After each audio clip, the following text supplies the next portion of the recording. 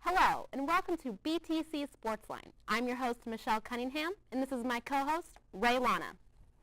Today, as promised, will be a special edition highlighting fantasy football.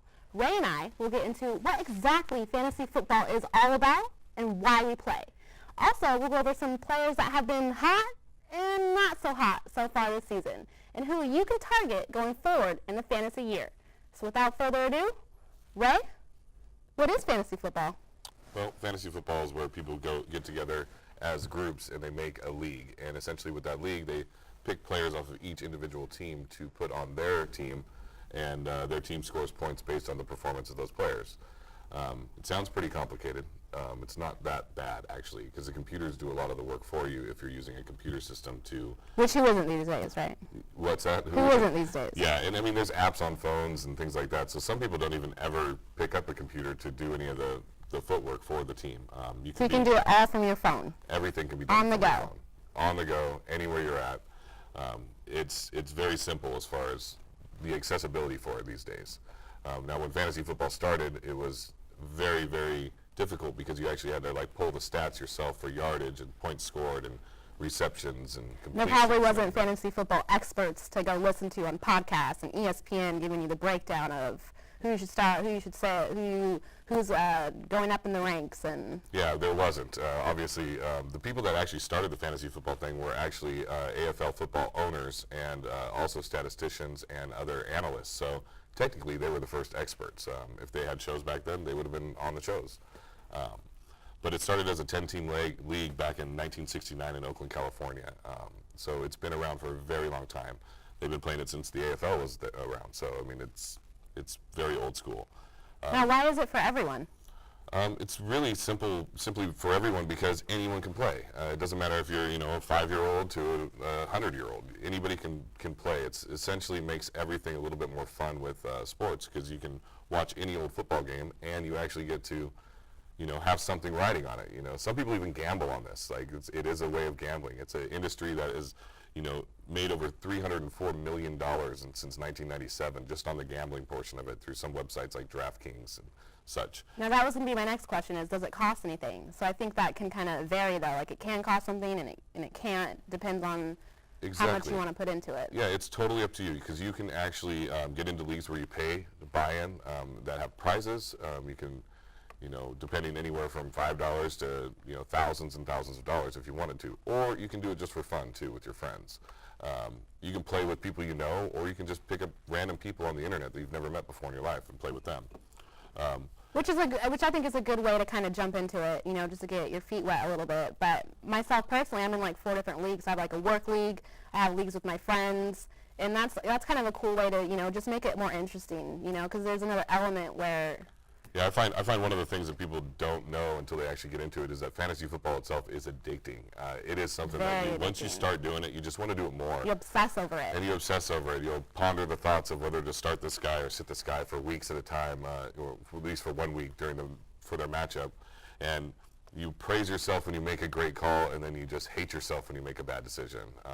And then we all try to compile as much data as we can and information from crunch numbers. The analysts crunch numbers. We're all experts, right? I mean, that's how. I know I am. I'm definitely an expert too, so there's no doubt about that. But my track record shows it a little bit better than yours, I think. That's overall. Debatable. It's true, truly debatable. Very, very debatable. Like we have opposite records right now, almost. So in one league. In one league. Okay, and then we're first and second place in another league. So I guess anything's happening. But it's kind of changed the landscape of watching football itself. Like a typical conversation between like me and a player would be like, hey, great game. And he'd say, but we lost. And I'd say, yeah, but you scored me 25 points, so I won my league, so I'm pretty happy. So yeah, it can make things confusing too if you have players from a team you don't like on your fantasy team, because then you're like, they're playing your Seattle Seahawks, but say you're the 49er player, so you want that player to get you points for your team, but not beat your real life team. Yeah, I feel pretty bad. I try not to start any of my opponents against my real life team because I want to see my Seattle Seahawks win. And first off, the Seahawks have an incredible defense, so it's kind of hard to start anybody against them anyway. But I find myself mad because they ran the ball with a different guy, or You know, like say the Seahawks, if I had Seahawks players on my team, they threw a touchdown pass to a guy that I didn't have on my team, I'd be like, oh, it's great, but it could have been better if it would have gone to Jimmy Graham or something like that. It's very fun. It sounds like I think that's good advice for anyone out there listening, maybe thinking about joining the league next year. That's very helpful. So thank you for that. And as you can see, anyone can play fantasy football. When we come back, we will have a special guest with us to recap the season so far and help us look to the future. We'll be right back.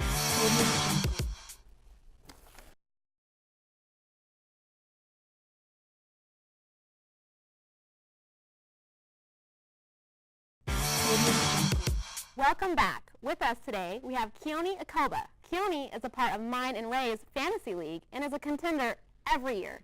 Welcome to the show, Keone. Thank you. Thanks for having me. So my first question is, how did it feel to hand Ray the first loss of the season? It would have felt even better if I were to beat him, but we unfortunately ended at a tie, so I cannot tell you how it felt because we tied. But you know, at least he didn't win. He didn't win, that's for sure. Still undefeated. Yeah, That's all that matters. He didn't defeat me, so that's fine. Oh, well, that'll come later in the playoffs. Nah, yeah, sure.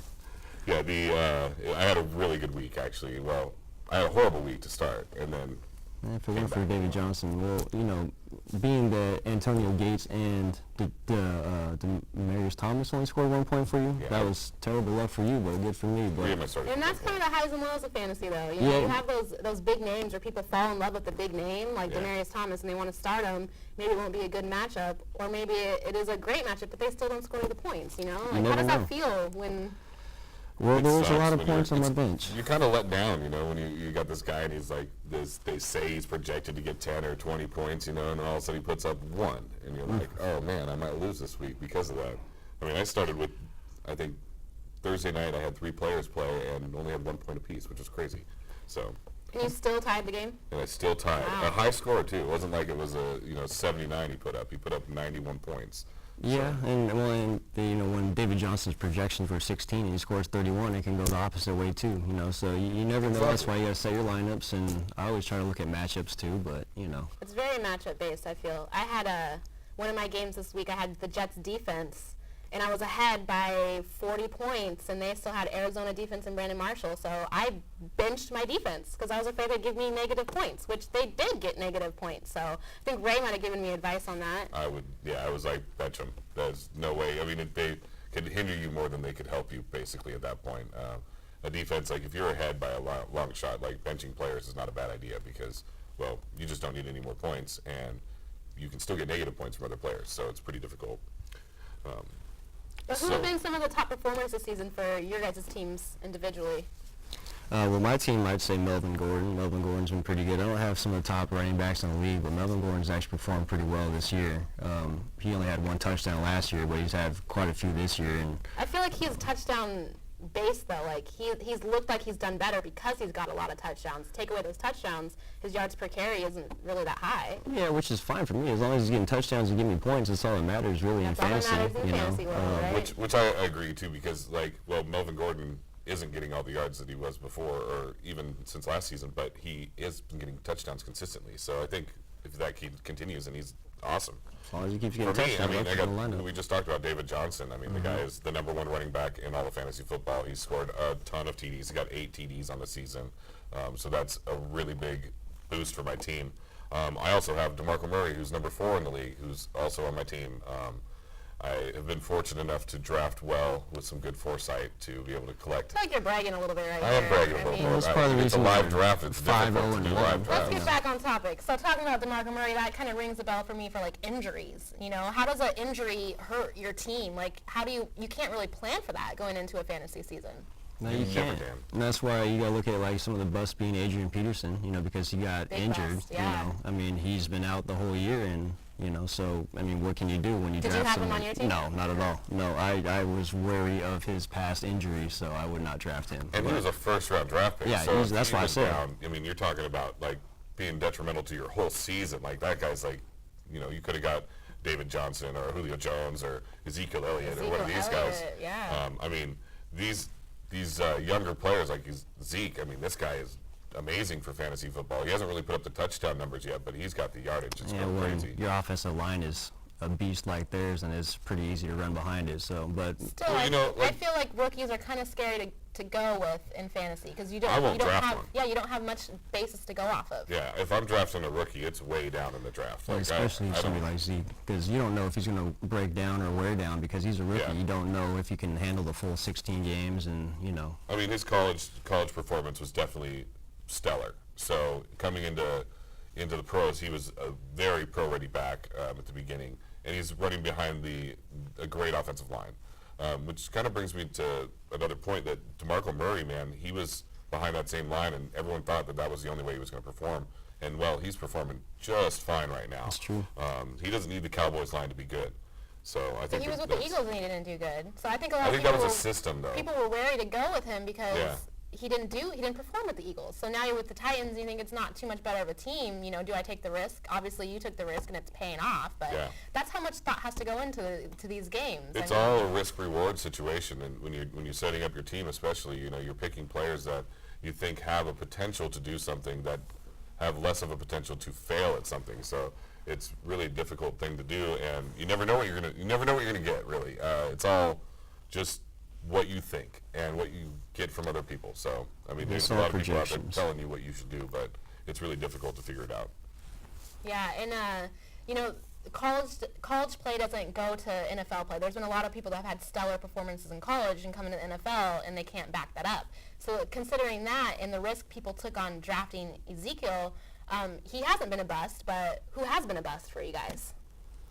As far as rookies go, As far as any fantasy players go that you had high expectation for? I would say Demaryius Thomas actually has underperformed from what I thought he would perform this season.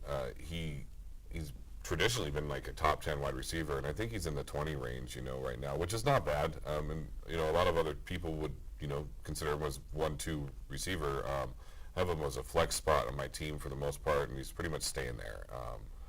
If I see a chance to get someone better, probably pick up somebody to put in his place. He doesn't have quarterback play, which is something that can also hinder your players. So I think that with him, he's totally underperformed from what I thought he would do. somebody that's not on my team that's not a rookie either, but he's been to me a bust this year is Jeremy Hill. He's drafted pretty high in a lot of leagues, and he hasn't really produced He's on like. my team. Yeah, how's it done? Not so well. Bitterness right there. Yeah, well, sometimes he does well enough that you should have put him in, but every time I put him in, he just doesn't do it for me. Yeah, you never know until, that's why you put him in the lineups. But, he is one that was supposed to have a lot more production so far this year that just has not performed. So he had one good week, but that's pretty much been it. Yeah, they said that he was going to, take over basically, except for like passing downs, and Bernard would be in then. But, I mean, it's just been 50-50, and then they're getting behind, and they just aren't running the ball. They're abandoning it, so it's pretty difficult. My surprise is for the whole league is Matt Ryan. This guy was like way down on people's radars coming into the season, and now he's the number one quarterback in all of fantasy football. Actually, I think going into this season, I had mentioned Matt Ryan being pretty high up there. I drafted him in one of my leagues.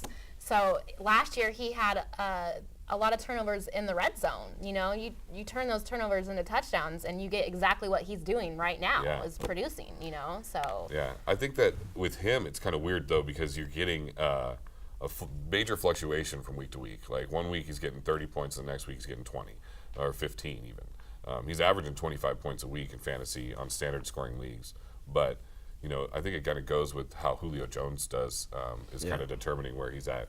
And we've all seen Julio this year. He's like way up and then down. way down. Like he's scoring 60 points and then he's scoring 0. So it's pretty tough to have those guys. But he's one of those big names that you have a hard time putting on your bench because he's Julio Jones. Exactly. So who's going to bench Julio Yeah. Jones? You It's can't bench Julio. Tough too, because the game who went off for 300 is they put him on single coverage. They didn't double him the whole time like most of these teams are doing. So it really depends on the matchup and how they kind of play Julio, I guess you could say, as far as what he's going to do. Speaking of that, that's a big bust this year too, is the Panthers' defense. Yeah. I mean, they are the ones that got the 300 yards against Julio, I mean, people had that as one of their top defenses coming into the year. I think virtually any of the Panthers are a bust for the most part. I mean, they have little strikes of brilliance here and there, but I mean, this is a team that went 15-1 last season and made it to the Super Bowl.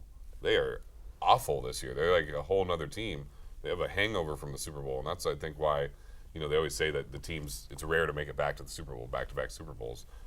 But they're just playing. They're not even the same team they Yeah, were they might last not year. even make the playoffs this year. And it's not just losing Norman. I mean, it's way It's more than that. Yeah. It's way more than that. So who do you guys think is going to have a big second half? Like, who's your player to project that you would give advice to, like, you must target this person. They're going to have a great second half.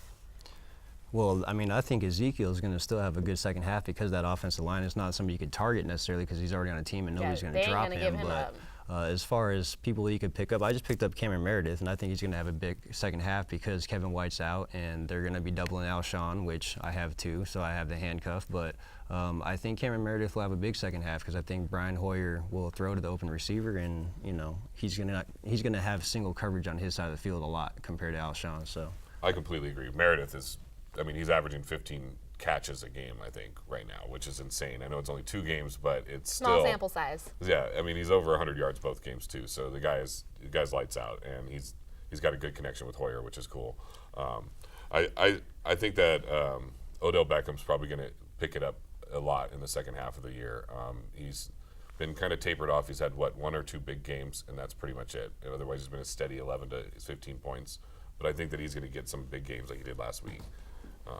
I also see Jimmy Graham having a big second half of the season with him and Wilson having a good connection going forward. I think that he's a monster. I mean, no one can deny the guy's ability especially when he gets into the red zone. So I think that he's going to have a huge second half.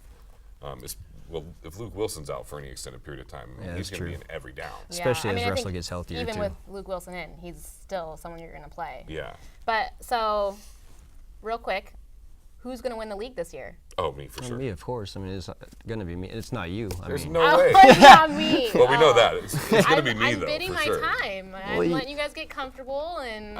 I'm Just like the already setting Panthers. up for the playoffs because I'm already Exactly. guaranteed in there. So I'm not even worried about you guys. I mean, yeah, but I mean, that's in the playoffs. Anything could happen. That's, I get a mean, bye week this week. I play Josh. So, I mean, that's a bye. Yeah, that's true. So it's pretty good. Steve won the whole thing last year, so that goes to show you anything could happen. Yeah, in he playoffs. got lucky. The That one won't- week he scored more than me was that week that he beat me. That's so what I'm saying. You just that's all never it know takes, until right? you. And you know what? He gotta never play him. shut up. He kept talking trash. He's the still whole talking. time. He's probably talking right now. He probably is talking right now. That guy, man. So I just hear a lot of conversation between you guys about other people that aren't named me. So I don't know why that's happening. You're not on the because radar. you Yeah, guys we're talking about the threats. exactly where I want to be, under the radar. Okay, so let you guys sit there, be comfy, cozy, and You yeah. just And sit then when I back being swoop one of in, five. We'll yeah. sit back and get first or second pick next season. Yeah, all right. Well, as you can see, fantasy sports can create a lot of competition between you and your friends and make any mundane matchup relevant and entertaining. When we come back, we will talk a little about the Seahawks win this weekend and preview some of the next week's matchups. Stay tuned.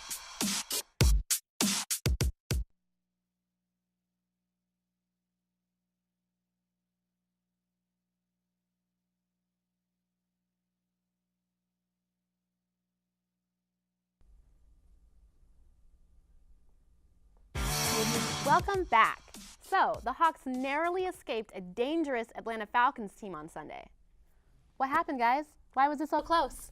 Man, that third quarter got away from us. That's all there is to it. The Hawks played a really solid first half, took a lead, and then they just kind of lost their fundamentals. They had some bad communication or what have you, blew a few coverages. And, the Atlanta offense is dangerous, so they can always take it to us if we are not doing anything.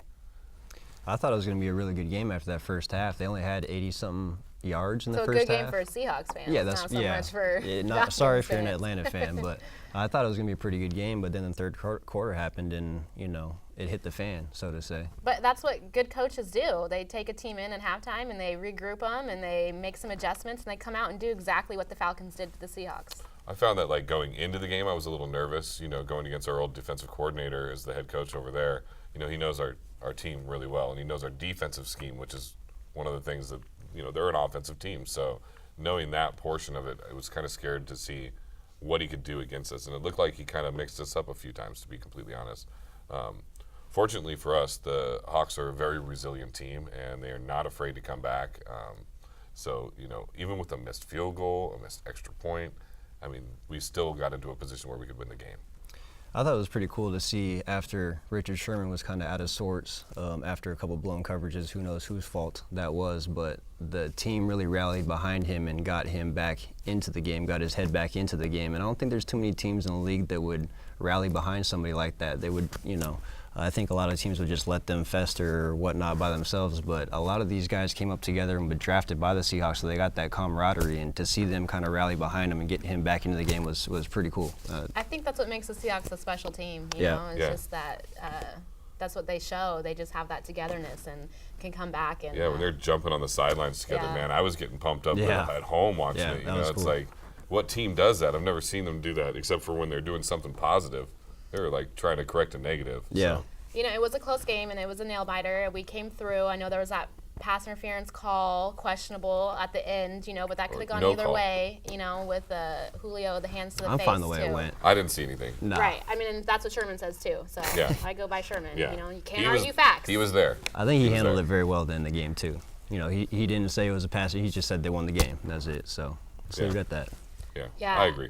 Yeah. A W is a W. I think Wilson's play is a little rough around the edges still. I mean, he looked great against the Jets, and Yeah. it almost looked like he took a step back a little bit. Well, the Jets are pretty bad. So, I mean, That's true, too. he looked like he took a step back, but I mean, that's a pretty decent. I mean, their defense isn't really that good, but they have some good players on their defense that can kind of step up. Wilson didn't seem to have the same kind of, I don't know, machismo or whatever. How he gets up there usually, he looks like he's just totally confident and in charge, and he just didn't seem Some like of it his this throws game. just kind was of a little errant, sailed, yeah. and and I think he had like 11 rushing yards for the whole game, so he's not himself clearly. So hopefully he can regroup, get He'll a get little healthier. bit more healthier. Yeah, as time goes on, his knee, his ankle, everything will get healthier. When the line solidifies a little more with Ifedi being in there now, last couple weeks, he's looked pretty good. He just needs to keep progressing and keep getting better. But with him being potentially our best offensive lineman, it's good to have him finally in there. But Russell will get better, and it just takes time. I agree. Offensive line is very key to every part of the game. Same with the defensive line. But the Seahawks play Arizona next week, Sunday night football, primetime, and we all know how good we play in those primetime games. Yeah, we love them, and I love them too because I get to see the whole game usually. So there's nothing interrupting my life and to watch It's those all games. about you. And that's all that matters. I'm sure they built the schedule just for me. I'm sure of it. They're going into Arizona, which is not a good place to play. It's kind of a hostile environment. They're actually an underdog by 2 points going into this game. Basically, the two best teams in the division going up against each other. It's going to be interesting to see. You got another high-powered offense, but Arizona has a little bit better defense than what Atlanta had. So I think that it's kind of a bigger deal for us to be able to step up our offense. Plus, we're on the road, and it's a little bit harder to play on the road in a hostile territory. We usually play well there, though. Yeah, I'd say the our 12s fans travel pretty good. Yeah, they travel, so. especially to Arizona. They travel pretty well. So hopefully we're louder than their fans, like I don't usual. think it'll be. Their fans are pretty. Well, if we take them out of the game early, especially. Exactly. Well, I saw the Jets, how they were playing them yesterday. I mean, at the very end of that game, they were doing all-out blitzes, and they were just killing Palmer. He couldn't do anything back there, and he was looking like he was an old man back there after he got hit a few He times. is an He old is, man. yeah. Well, I know he is an old man, but he was looking like it, too. He's one hit away, too, from, possibly being out for a game or two, so. Which, do you have him on your fantasy team, Michelle? Because then he's probably going to go out. I already did what I dropped him. So. Oh, you you got to should pick him probably back pick him up. back Yeah, up. I Yeah. got Pick him Tom back Brady up. now. Remember my comeback? I got Tom Brady. Yeah, right. Any week But now. if we can apply that type of defense where we're just all out blitzing and we're actually we're just getting to the quarterback, Arizona's going to be nothing. Hopefully Frank Clark's back, because that'd be big. And our rush defense is good. David Johnson's Bennett obviously has that really too. good, but he's going to get some yards, but he's not going to be able to run 58 yards for a touchdown on the second play of the game. So What other matchups do you guys look forward to seeing? I think that the Steelers have a pretty big matchup this week too, right? Yeah, but Roethlisberger's out, so that's going to be tougher for them to try to go against Tom Brady and the Patriots when they got Landry throwing to AB, and that's a totally different story. What about Minnesota and Philadelphia? I hope that's gonna Philly be a can good one. win. I hope Philly can win. I'm tired of hearing about Minnesota, to be honest with you. I mean, they have a great defense. I'm just tired of hearing about them. But I would also like to see Philly win, but that's just because, as far as the Seahawks go, if they win their division, they still are vying Yes. for home field advantage. And if Minnesota's playing well, which they are, and no one can deny that, they got to get beat at some point in order for us to be able to overtake them and get home field advantage for ourselves. You know, I think this Minnesota team is like kind of living off of that loss in the playoffs last year to us. They lost by a field goal, and it kind of reminds me of the Seahawks. That year we lost to Atlanta with when they made the field goal with 30 seconds left. So except for we had Russell Wilson, they still got Sam Bradford. So who's been proving to be better than people have. Well, to be completely honest, Bradford's been in the league this whole time. No one's ever cut him from their team. They've traded him around a little bit, and he just found a new home. With a good defense, which is the quarterback's best friend. But he played with the Rams, and the Rams had a really good defense for a while, and he still couldn't. But they're the Rams, though. Yeah, I totally get that, but I mean, they always beat us. Yeah, they play us tougher than any other team out there. That's for sure. That's very true. But Bradford looks like a good quarterback with the Vikings. It's pretty impressive. He's still just one hit away though. Every year it seems like he gets injured at some point. Yeah, I think everybody's one hit away though. I mean, if you want to break it down like that. I mean, Russell Wilson gets a sprained knee, and he's still. Anytime I watch Russell Wilson run, I'm like, oh, slide, bro, slide. Football's a dangerous sport. Anyone can get hurt on any given play. Absolutely. So that's all we have time for today, guys. So thank you. And thank you for joining us this week. And thank you, Keone, for joining us as well. Remember, we are the show always chasing the top stories to keep you, our viewers, in the know of what's calling our line the sports line. See you next time.